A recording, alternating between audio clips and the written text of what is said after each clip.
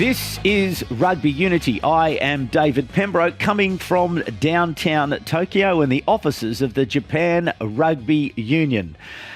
Big news, the Wallaby team has been announced for the weekend. Eddie Jones and Ewen McKenzie, you have seen the team. And Eddie Jones, perhaps to you first.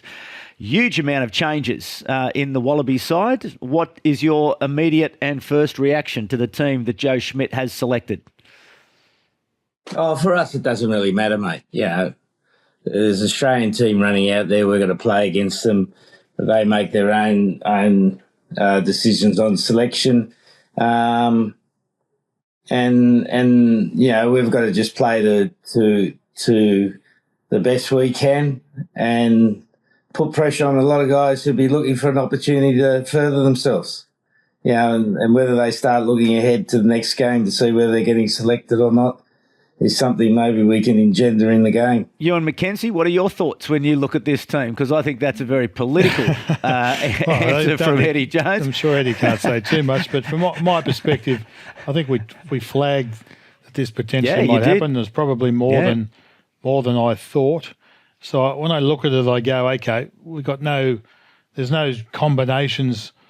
There's no established combinations coming from the last test or recent tests. So they're going to have to develop that on the run. They would have obviously spent time in training, so combinations will be a potential weakness on the day. But I guess if you go through it, there's some desperate players. There's a few desperate players in that group that'll be keen to show that they're closer to starting or certainly entitled to more minutes. And I'm looking there. Angus Bell would be one. Jeremy Williams has been a bit of a pinball. You know, when Skelton comes back, he disappears, and so he's one that we're looking to cement. Luke and Solicolotto is another one that's been probably desperate for a run. Surprised by the champion, Nick Champion. He was obviously played the first test against the Lions, and then we haven't seen him since. He's been in around the squad. I've seen him in a suit in the background, so he's been thereabouts. But he's being made captain's that is a big surprise. So I don't know the guy, and I gather he's a good hard nut. He's cut his teeth in in the French rugby for Brive, I believe. So he would have seen a few things out there on the paddock. So he's a good tough customer in that sense. Captain's a surprise. Tizano I like. He's had a really good year, and he'll be trying to capitalise on minutes. Valentini will need a run. He played, I think, the last game he played, he's a bit shy. From what we've seen him, he's been a very consistent performer over the last few years. So he looked like he was coming back from injury, and so he'll be keen for a run. Jake Gordon the same. Ed Med, he'll be trying to be consistent, and then Peach coming back from injury.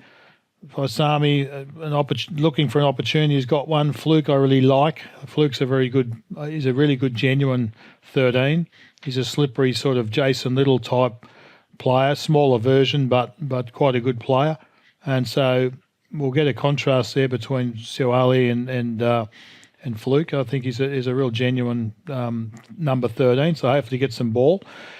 Toole, same. He great start against South Africa, and then cast aside. So he'll be looking for some sort of comeback there. And Callaway coming off injury. So when you go through that, you've got a lot of guys coming back from injury, looking to get some form, and then you've got some other guys who have been bench bound for quite a bit and sort of been getting the bums rush. So a lot there to play for as individuals.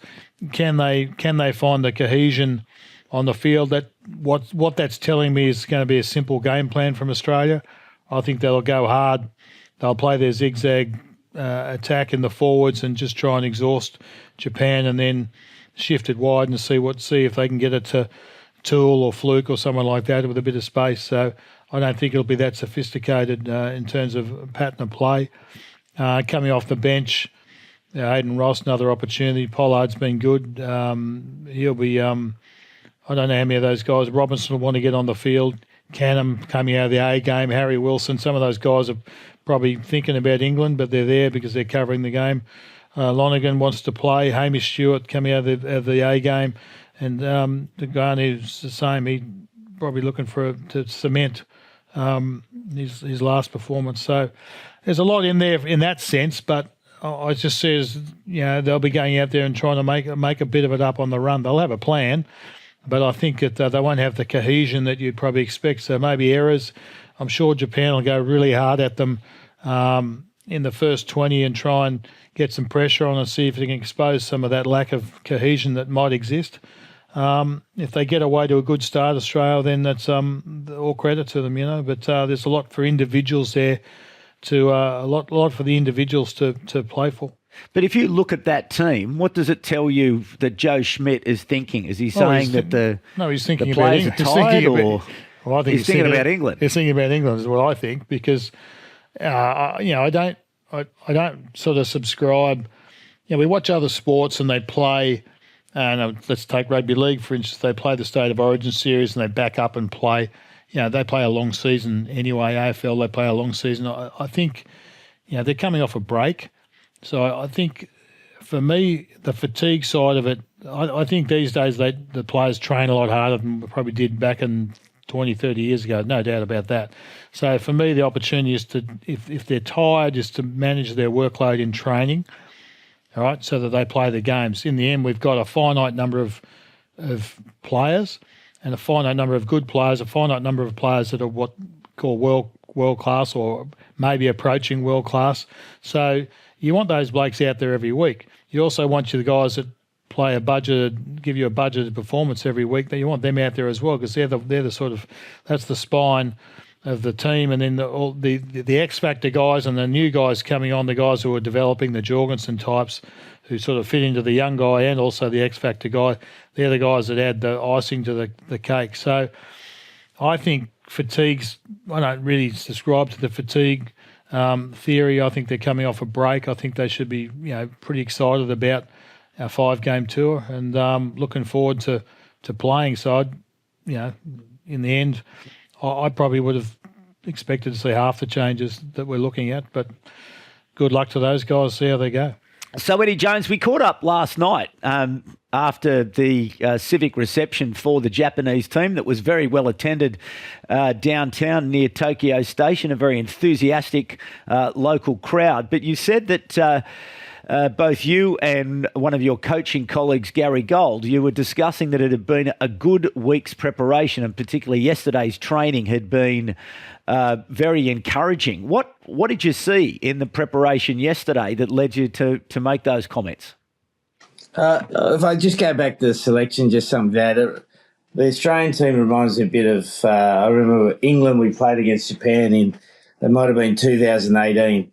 And we picked most of the second choice players, and we started really well. Scored a really good, easy try at the start of the game, and then the rest of that first half was terrible. Every player went individual. They were all looking to further their selection cause, and at half time, basically had to do a Jake White and empty the bench, so brought all the starters back on. We ended up winning the game easily, but it was quite an unsatisfactory game, and because the guys who hadn't been playing were frustrated, and that's the thing that can happen in this sort of game where players who want to do well, things don't go quite their well, or they start really easily and they get a perception, this is going to be an easy game. Let's fill our buckets here. This is going to be great, and it doesn't happen like that. So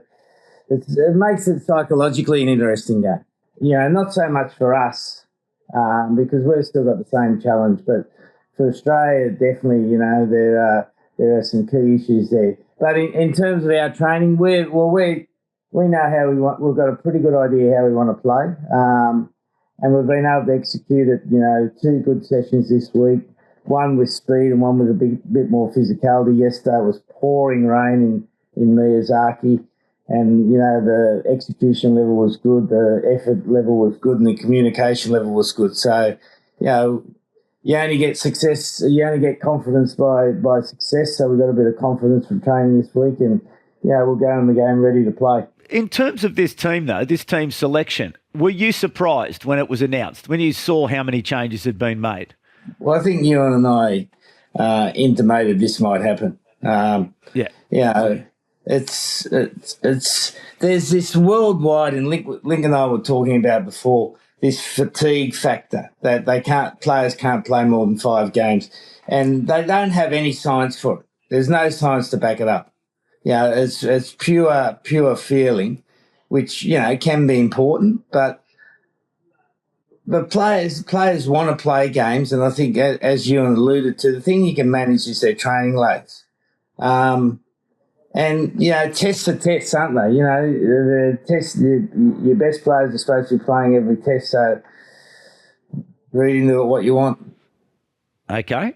Righto, Ewen McKenzie. I was going to ask you, mate, you're in one of those boardrooms at Japan. Is the one with blood in it? Or is it clean grass? How many boards are there? How many boards are there? I'm worried. Well, it's actually a very nice office down here, and thank you once again to the Japanese Rugby Union for being so accommodating. I'd rather do it here than at the Tokyo Club in front of the men's room. But Ewen McKenzie... ready to get an invoice, mate. So, Ewen McKenzie, we'll give you the coaching responsibilities. Okay, you've had a look at this team. Yeah. You know the Japanese team. You said last week you've been looking very closely, and we know over the weeks you've been watching them through the Pacific Nations Championship. What's the plan? How do you? What plan do you come up with? I think you've got to put your best foot forward in that first part of the game, and that's in attack and defence. I think in attack, I've been impressed. I think the Japanese scrum's been underrated, and I think it's been pretty good and given a good platform. The line out, the A game didn't work so well, but I think that their line out's been good. So I think they've got the fundamental set piece platform to be able to play and expose individuals. So the target, I don't know who they're going to target, but target individuals. So they'll have seen. If you watch the videos prior, the problem with this combination is such a variety of players. It makes it a bit harder to be able to target key individuals. But they'll target spaces, and I think tempo of the game's important. Varying the tempo of the game, but keeping the tempo up, because they are coming off a break. So as much as they train and whatever, in the end you've got to try and keep them thinking, and they don't have the defensive. They'll have defensive patterns and whatever, but they won't have the defensive cohesion that you might expect, because they're just a new combination. So I think that Eddie will have all of the tricks. I think there'll be all sorts of attacking kicks and variety in different parts of the game, kickoffs. I think hopefully there's some variety around the lineouts in terms of attack opportunities. I was really impressed with some of the lineout attack that I saw from Japan in the Pacific Cup. So there'll be a variety of things. I think you've got to stay tuned and watch. I don't think that it'll be, whereas Australia, I think they'll be like two pistons working up one side of the field and then trying to unleash, or maybe kicking the ball in behind using their speed. So I don't think there'll be much more than that. The aerial contest, maybe. I think kicking's going to be part of the game, but I think it'll be more kicks along the ground than aerial challenges. Although I'm sure that there's a couple of guys there that might think of possibilities to put some high balls on and see what happens. And Eddie Jones, again, maybe what sorts of insights are you able to give us about the way that Japan will go about the game tomorrow? Oh, look, I think everyone's got their style of how they play, and the game, is generally about the nuances of how much you run, how much you kick, and how many passes in your attack. So, we've got to keep the Wallabies thinking. We've got to keep them thinking. They're a very ball-focused defence team. They really focus on the ball carrier. So we feel there's a couple of things we can do there that might help us. But, the big test in the game, mate, we'll go out and play fast for 20. The big test is that next 40. there's the old thing, they look at GPS of most teams in the world, and the first 20 minutes there's no difference. All the teams are the same. But it's how long you can stick in there, be consistent, be disciplined, keep doing it. And, that was one of the reasons we were pleased with training yesterday. We showed a bit of that. We're starting to develop that more, and it takes, when you've got young players, it takes time to develop that maturity to keep doing things. Don't get disappointed by the game. Keep working hard. Get yourself in position to make a difference. So, that's going to be the big test. So I'm looking forward to how far we can go into the game. And the further we go, the more chance we've got of winning. That's the reality of it too. I think Japan's going to have to be very accurate. I think one of the things with a guy like Tizano roaming around the field, you've got to. There's no point in playing 8 or 10 phases of rugby and then allowing someone like Tizano to get in and steal the ball, because the support players were a little bit too far back or whatever. So the accuracy of the game, and I think Eddie said in the next 40 minutes after the first 20, the accuracy of the game there is the key for Japan. They've got to maintain that accuracy, and we've seen good signs, particularly in their defence. But they've got to maintain that in the clean out and the like. You've got to do that for 80 in effect, because Tizano's been excellent this year, and some of the other guys that got scattered amongst the team are quite good. Angus Bell's good over the ball. Jeremy Williams is good over the ball. There's a few. So we've got to make sure that's one of the strengths that Australia's got, is that their ability to be the second man in after the tackle and put pressure on the ball, and they're going to take that ability to Europe. And I think that's going to could be a point of difference for them in the test matches in Europe. And that's something that obviously Japan's going to have to be able to deal with across 80 minutes. And they're going to lose some possession that way, but they've got to be able to then turn around and get the ball back and then keep the pressure on. A daytime game, Eddie Jones, kick-off in the afternoon in front of, what is expected to be a crowd of, 40 to 50,000. How are the team reacting to the opportunity to play in what will be a very, very big and very important test match? Well, when you've got a young team, mate, there's no short of enthusiasm, but you start to see now about lunchtime on a day and a half out, the nerves can start to come in, and that's the reality of how you can cope with that little bit of anxiety. Am I good enough? Have I prepared? Have I trained well enough? All those things start going through their heads, and the more mature you get, the more you learn to handle that. So we'll see that nerves coming in. His hamstrings a little bit sore. Achilles is now sore. The list this morning, the list we had yesterday was all blue, and today we've got about 8 reds. And they're 8 reds in there, most of them in their head. So it's a good, it's a really important job for the coaches now, how they manage their players, how they talk to the players, what do they need. Some players need a bit of a cuddle, some players, need a bit of still need a bit of a jab, and other players need to be left alone. It's working out what they need and just giving them what they want. But Warner, our captain, he's a laconic Kiwi. Doesn't speak much, but he's got a nice way with the players. They really respond well to him, and when he does speak, he captures their attention. So, and they're young. They're all young too. That really helps them, because there's a huge generation gap between 30-year-olds and 22-year-olds now. More than probably a 65-year-old and a 22-year-old. The 30-year-olds just can't understand the 22-year-old.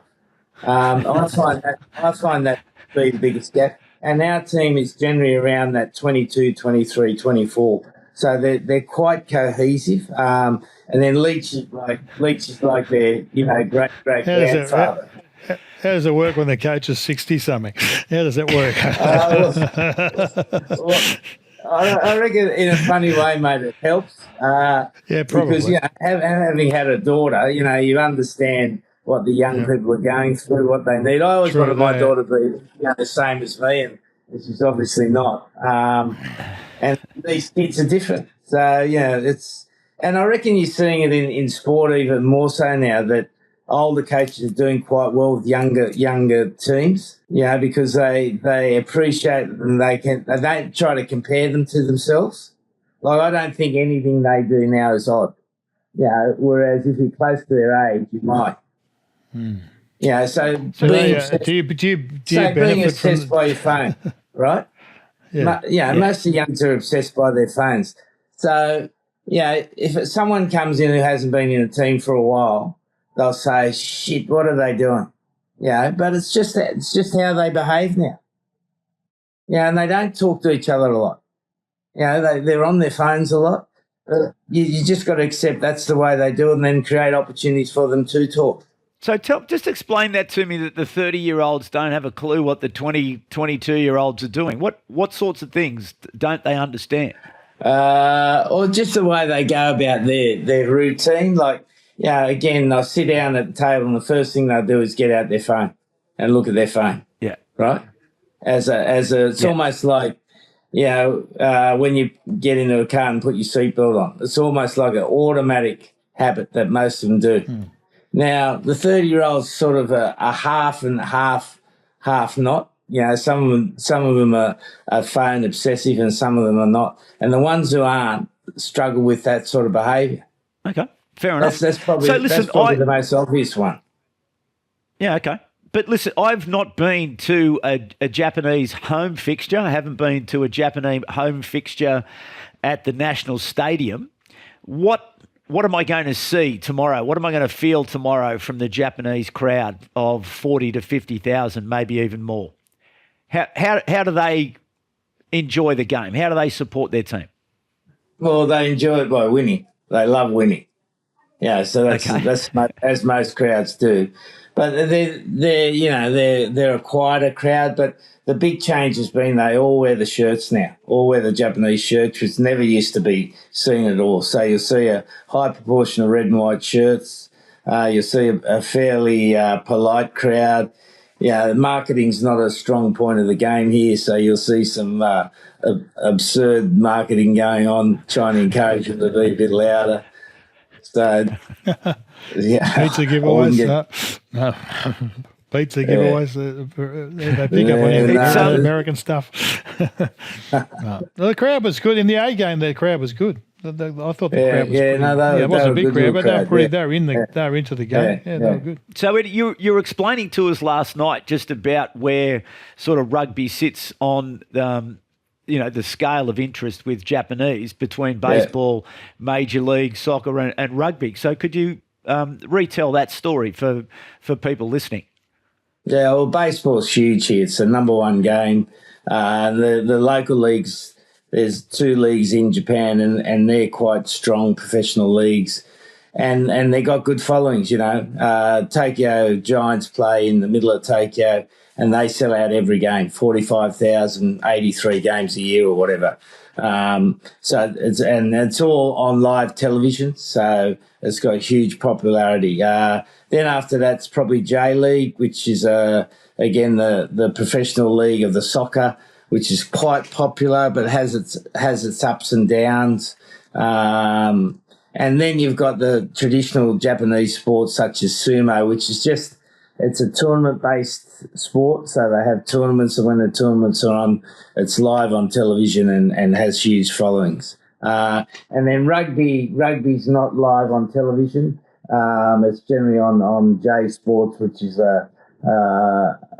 you have to pay to watch it. So, that limits its popularity, and it's more a sport that people watch when the national team plays, and particularly at World Cup, it becomes quite significant.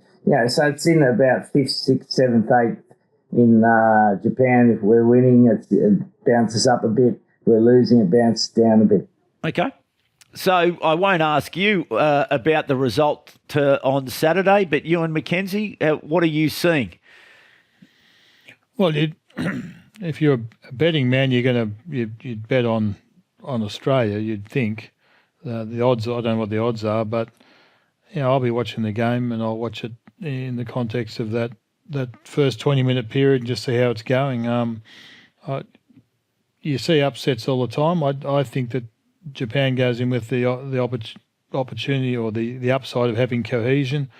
Australia will be a bit more desperate, but they're individually, so they'll be playing possibly more individually than they would be as a team. So that could be a plus or a downside. So I don't know. Result wise, you want to win. I'm sure Japan wants to win. So if they didn't, but I think if it's a close game, I think that'll be an outstanding result for Japan, and not a good result for Australia. That's but I would expect Australia to be able to win the game, and it's a tough start to a five European tour. If you lose the game, then it's going to cause all sorts of problems.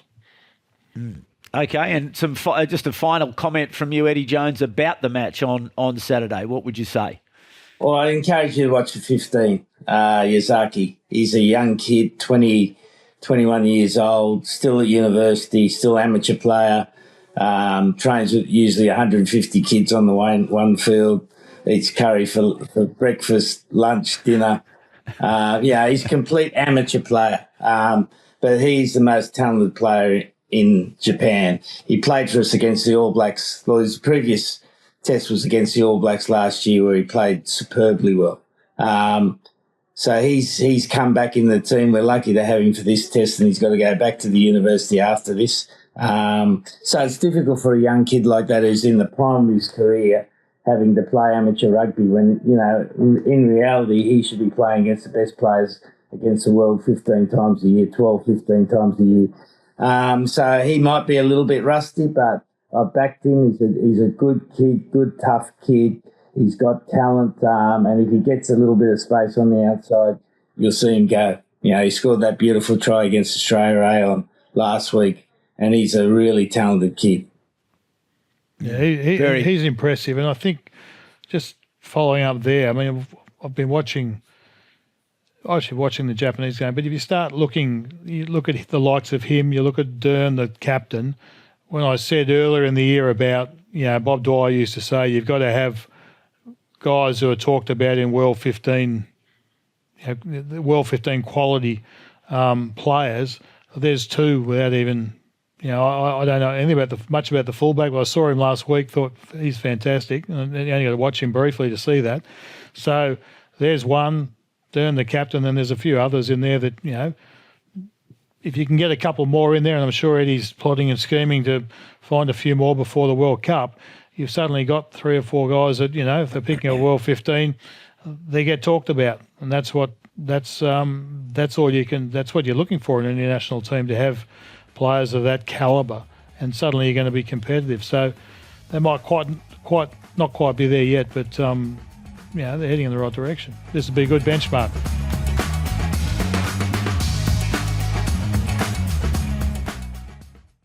Eddie Jones, Japan is now a Tier 1 nation inside World Rugby. What does that mean for rugby union in Japan, and what does it mean for you in terms of how you have to think about preparing and perhaps the opportunities you'll now get as a Tier 1 nation to improve the performance of the Japanese national team? Oh, well, it means that we get games against high-quality opponents consistently, mate. And that's the big thing.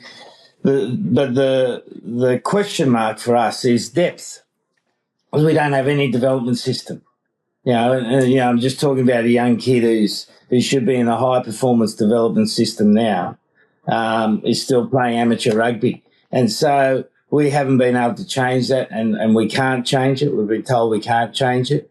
So we're doing little bits and pieces, such as taking under 23s to Australia last year for a tour, but it's really not sufficed to be sustainably successful. And it's a big question for the JRFU to answer. And at the moment, they don't have the answers. I'm encouraging them to think about it very, very carefully, because it's not really going to affect what we do to the World Cup now, but it will affect Japan in the future. And, if you look at the performance of any team, first thing you've got to look at is how do you get your talent through? What talent have you get, and how do you get it through? And in what state do you get it through? New Zealand have done it consistently well for a number of years. Ireland are doing it magnificently well at the moment. and that success leaves clues. So we've had the discussion how Australia's been doing it and what maybe needs to change in Australia, and Japan's got a lot of questions to ask there, mate. Yeah, for sure. And you also told me last night that next year you'll play Australia twice, the Wallabies twice. So is it home once in Australia, once in Japan? That hasn't been 100% confirmed yet, but that's likely because Australia doesn't have rugby championship games. Yeah, but again, that's another good opportunity for Rugby Australia to, continue to work into this market. This is a very big rugby market that really I think there's a huge opportunity for Rugby Australia to work closely with the Japanese Rugby Union to bring as many matches either to Australia or to here to build as many links as possible. Is that a scoop, Bambi? Is that a scoop we've just announced there? Or, I was reading the Raw the other day. Christy Doran now, he writes an article and all he does is quote Eddie and me and you. The whole article is just about what we said. So I think you might have just announced a scoop. You'll read it on the Raw or something in no time. I think you might have jumped the gate there. There's a possibility. Okay, maybe I have. Yeah. Maybe I have. But anyway, I it's a good idea. It's a good idea anyway. Hopefully it comes to fruition. Yeah, let's hope. So, listen, we have, as always, some questions and from some comments from the third voice. Gary Emery says, "Hi, David. Thanks for explaining in a factual and thoughtful way the threats posed. Planning is key. Have a great time in Tokyo. Go the Wallabies." Winston Wiggle on YouTube. "Thank you, Eddie Jones, for always sharing your time, thoughts and insights. PS, I agree with you on R360. Let them play. It will be good for the players, maybe not for old guys in suits." Trilly on YouTube says, "Great talk. Can't wait to see the undercover comedian Eddie." And then Trilly has asked me, "Eddie Jones, would you ever consider being a comedian?" Trilly obviously finds you very amusing. I don't know what the answer to that, mate. Trilly, I think you've got your answer with that pause. And Mick on YouTube says, "Rugby must simplify its rules, otherwise it's just going to die out. The game is just so complicated and pedantic. Every test match is decided by the referees, not the players. We've got to evolve or league will wipe out union in 20 years. Mick, I am not sure that is the case, but everyone is entitled to an opinion. But on Instagram, Eddie Jones, a question for you. David Malloy asks, "What are the biggest differences in coaching Japan from 2015 to 2025? What are the biggest differences in coaching Japan?" The biggest difference is in 2015, they were all the greatest percentage of players were company workers. So they'd be selling beer, selling Canon copiers, selling Ricoh copiers, and literally rugby was their recreation. So when they came into Japan camp, they absolutely loved it. It was just like, every day was great. They trained hard. They used to enjoy themselves off the field. And they were a really, good bunch to coach, good bunch of guys, with some life experience. And now the team's like any other professional team. Most of the players are professional, so it's not only their sport, it's their life, it's their career. So they're much more serious, probably less inclined to take risks than the previous generation, and much more subdued post-training than the other mob were. Like, you had to pull the other mob in the line sometimes, whereas these guys, they're serious rugby players. Very good. Okay, World Cup rankings. Obviously, the test matches this weekend, but through until the end of the year, ranking is important because you need to know where you're going to land. Ewen McKenzie, when you were coaching back in the day, how much did your ranking concern you, or did you only ever worry about ranking as it was getting closer to the World Cup? I probably wasn't and there. The draw for the World Cup. Wasn't there long enough in the head coach capacity to worry about it. As an assistant coach, I didn't worry about it at all. I just left that to Eddie and co. But it's prevalent. I mean, I read an article the other day. Someone had written in and discussed all the possibilities on world rankings for this tour for Australia, and it was quite complex when you go through all the mathematical formulas about if you win and lose and whatever. Obviously, the banana peel game is the Japan game, but there's a couple of others, and you can't, based on Italy's form earlier this year, you can't treat them as the easy game on the European end of the tour. They were pretty bloody good in the Six Nations last time round. So. It seems that the sixth position on the ladder seems to be obviously important from a World Cup perspective. So everyone's sort of been trying to calculate around that. But you go up and down, and that's one of the downsides of the offset annual season, where you've got when the Six Nations is on, teams are climbing the rankings or moving around, and then you can't do anything about it. So having a common season would be great, because then the rankings would be a bit more meaningful. Otherwise, you've just got to wait to bide your time, and I don't know at which point it's more important. But you obviously want to be closer to the top than the bottom. So whether you're fourth, fifth, sixth, or seventh doesn't matter when you look at the actual ranking numbers. Getting to first and second's a bit harder, because the numerical gaps tends to be a bit bigger, but you can get more pay by playing some of those teams and doing well. So, I don't. It's there. It's something that gets talked about. It does tie into the World Cup, but in the end, you've still got to focus on the game week to week. Get that right. You can't start trying to hypothesise on it. You leave that for the fans and the media. It's just one of those things you can't. You just got to get the game right, and the rankings look after themselves. Is that how you think about it, Eddie Jones? Is any discussions about ranking? Rankings are just a consequence of your performance. So you just got to, without sounding just coach speak, you just got to worry about playing well, winning, and then rankings will look after itself. And if you happen to get a bad draw in the World Cup, you got to make do with it. That's the challenge. It's a challenge, and that's why you go to the World Cup to play against the best. So I think it's more for commentators and for fans to hypothesise on, and but you just got to worry about your performance.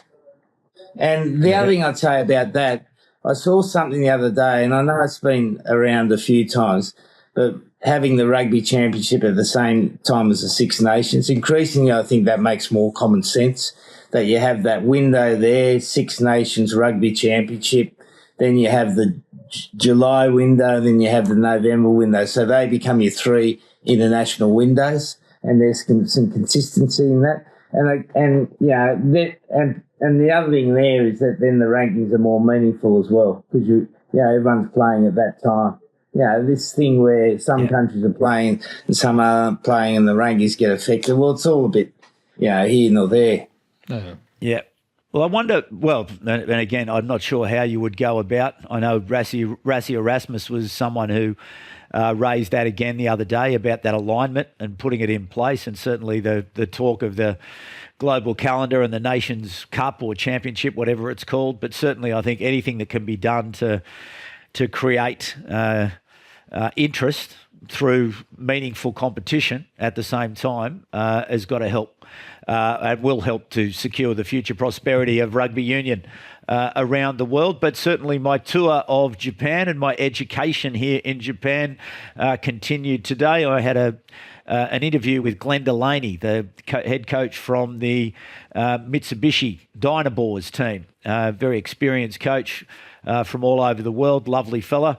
And certainly giving me another great perspective of rugby in this great country. It certainly is a significant sport here.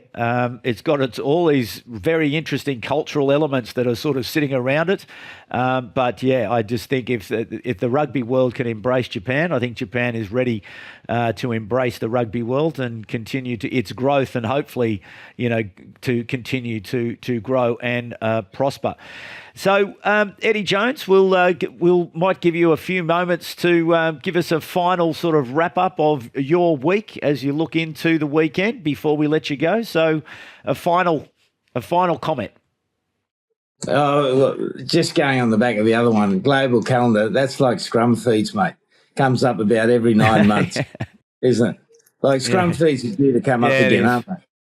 They're due to come up Well, again. Oh, I know Ewen McKenzie, Lincoln- Ewen McKenzie's running a campaign. I ran a campaign, and no, the French have put their hand up and said we're going to make sure the balls and the penalty count went up by 40 in one weekend or something like that. But I'm sure that those scrums are getting fed straight, and it's certainly made for more of a contest, is my feedback. Yeah, and I think Link's got a point because it's gone from a 45-degree feed now to basically a halfback being able to spin the ball back to the second row and then pick the ball out of the second row. You know, halfbacks generally pick the ball out of the second row now. Like the actual number 8 position's almost become redundant in the scrum. You know, and that's right. Unless you're in the England women's team, the number 8 doesn't do anything. That's basically it. So. All right, but let's quickly just then talk about that, though. Like, how does it get fixed? What needs to change? Ewen McKenzie, how do we... Oh, you just enforce the law. The law hasn't changed. You just got to get the refereeing fraternity to say that's important. It's like other things, you know. I mean, we'll go back and they'll start enforcing the gate soon because you're seeing all of these... You know, they go back for all these TMO decisions where people are coming literally in at 45-degree angle and cleaning out players are in the ruck, cleaning out their legs. I mean, they're not making contact. They're avoiding contact with the head and shoulder, which I get because you're liable to some sort of yellow card. So then they're cleaning their legs out from 45. So I don't even know I don't know, Eddie, is there an angle of entry law anymore or not? You just do your best. You just run into the ruck from any side you like. I don't know. Mate, I heard Ben O'Keefe got pulled up at customs. He had a protractor in his bag, and they were asking what he was going to do with it because he's been watching the Wallabies rucks. He's been measuring their clean out. Well, I think it's a world problem. So it'd be nice. Hopefully, there's some respect on. Yeah, I reckon you're right, mate. It's gone again. It's something that's just allowed to happen. So it went from a 45-degree angle where you're coming from behind the ball carrier to basically now they're generally allowing players adjacent to the ball carrier to clean out, and it's almost like at 90 degrees. And there's the element of danger there as well because they're chopping legs. And it just needs legs to be are pulled safer in than. But I reckon the whole thing about this is that there's not someone in the game that's looking and saying, we've got to pull this up now. Like we got this presentation from World Rugby. It was the greatest load of rubbish. It just goes through everything in the game and says nothing. Like, and you can't do it. You got to look at the game and say, right, what's going to make a difference now? Let's clean it up, right? And periodically it's a breakdown, then it becomes a scrum, then it becomes a liner. But if you've got someone looking at it all the time, looking at the trends and making those judgments, you can stay on top of it. And that doesn't happen. And I know Pemby's already put your CV in for the job at World Rugby to do that. I reckon you do a great job. But seriously, we need someone doing that in the game. Yeah, we had a couple of years of was all driven mauls, right? And then they actually started to. They focused on the lifters not getting in and creating the extra block on the catcher, and so they gave a fair contest to the defensive team, and that's made the maul less effective as an attacking weapon. So now teams have got to think about other options. Otherwise, everyone was just going to that because it was basically you couldn't defend against it if you got the structure right up front. So the angle, the gate at the ruck, for me, is something that needs to be looked at again because I'm just seeing players coming from the opposition side into the ruck, like if they just step into the ruck from wherever, just to create a body. And then I see other people, and the ones getting cleaved off the side of a ruck do get picked up by the referees occasionally because it's fairly obvious and it's fairly sort of dramatic. But there's a lot of stuff in that space. And I know that's making the referee's job a bit tougher, but it does add for a better game. And so I think the discipline of having to go through the gate gives you more time in attack to be able to, even in defence as well, to actually work out what you're going to do. So I think was designed that way, and then they just don't enforce that part of the game. The scrum feed's the same. The scrum feed law hasn't changed as far as I know. They just don't bother enforcing it. And so by actually focusing on it, you'll get a scrum contest again, and hopefully And I know the referees will panic about that, but in the end, otherwise, do away with the scrum. Just come clean and say get rid of the scrum because we're worried about it. We don't want to referee it. Or just referee it and at least allow the contest, so allow teams to be able to select players and whatever that can make a difference. And it's interesting to me that South Africa's scrum really came back into the fore towards the end of the championship because they were allowed to actually scrum. And was early in the game, it was just all free kicks, and they never got a chance to scrum. And we suddenly saw these penalties on an attacking scrum, driving the team back, and same in defence. So that was just by, it seems to me, by the focus changing a little bit, allowing scrums to be a contest. Eddie Jones, what was this presentation that you're talking about from World Rugby? What was the purpose of the presentation? You get it at the start of every international window, and for a period there, they were very focused and very driven, and you knew what they were trying to do. And now they've gone into this habit of sending out everything. So there's nothing really being looked at in the game with any great focus. And our game's such that you need focus on what you're trying to fix. Because it is cyclical. As Ewan's been speaking about, you get cycles in the game and you got to fix it before it becomes absurd. And, we've just been talking about the clean-outs probably become absurd now. The scrum was starting to become absurd. They seem to have pulled it back. But we don't know what's going to happen in these next series of games. Rugby's a game where there's a lot of problems, but if you fix two or three of the big problems, then the game becomes a lot easier. And that's where, your mate before, Winston Wiggle, was it? Was talking about the game needs to be more simple. It doesn't need to be more simple. The great thing about our game is the complexity, but what it does need to be is officiated and refereed right. And the players will follow and the coaches will follow. Like, there's never any problem, never, ever a problem with that if we're consistent about what we want to get right. So say we want the ruck square, right? You can fix that up in 2 weeks. Penalties, a lot of penalties first week, second week will drop off, third week players will do it. And it'll become square. Yeah. Straight away. Could be this week, mate. Final word from you. No, I agree with you. We're all saying, final word. We're saying the same. Ewen McKenzie. We say the same thing. So we're saying exactly the same. We've been, it's not about referee bashing. It's about just enforcing laws that are relevant. And clearly we've seen the game drift. We've talked about it all season to date. And let's all watch the next 5 weeks and see where the emphasis is. It's always different when you go to the Northern Hemisphere anyway. So I'll be interested to see what they're focusing on, because it's the next tranche of big matches, and whether there's been any sort of subtle shift in the background by the refereeing community. So it's not. The beauty of rugby is it is a sophisticated game. It allows for a lot of strategy and opportunity in how you can go about winning a game. And we don't want to lose that. We don't want to dumb it down so much that in the end the only way you can win a game is by kicking the ball in the air, or that's about it in terms of tactics. You kick the ball in the air because there's no other way. You can't get through it, because we haven't managed to referee the game, or we're just watching a series of rolling mauls for 80 minutes. We don't want that either. All right, very good. Well, gentlemen, we will leave it there for another week as we get ready for the big match in Tokyo at the weekend. So a big thanks, as always, to Eddie Jones and to Ewen McKenzie. And a big thanks to you, the third voice, the crowd, the audience. Very grateful for your ongoing support and participation. Please keep sending in the comments and the questions. And also liking, subscribing across all of the various social channels. It does help us to be found. It does help us to grow. And it does help us to continue to pursue our mission of helping to secure the future prosperity of rugby union around the world. But that's it for another week. Please be kind to each other. My name is David Pembroke, and it's bye for now.